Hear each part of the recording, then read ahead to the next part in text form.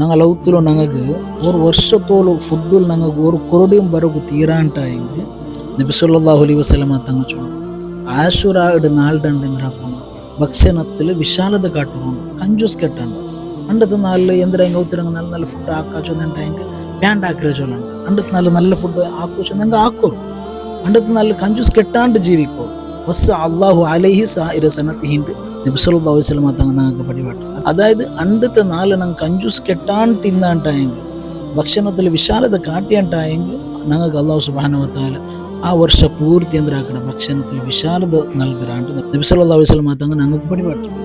അപ്പോൾ അതുകൊണ്ട് അണ്ടത്തെ നാല് കഞ്ചൂസ് കെട്ടാണ്ട് ഔത്തരങ്ങ നല്ല ഫുഡ് ആക്കുക ചൊന്നുണ്ടായെങ്കിൽ നല്ല ഫുഡ് ആക്കുക. അപ്പോൾ എന്തൊരു കേട്ടിട്ടുണ്ടെങ്കിൽ മുമ്പ് കൊടുക്കോറ് അങ്ങനെ ഇഷ്ടത്തത് അർദ്ധത്ത അണ്ടത്തെ നാല് നിങ്ങൾ എന്താക്കണം കഞ്ചൂസ് കെട്ടാണ്.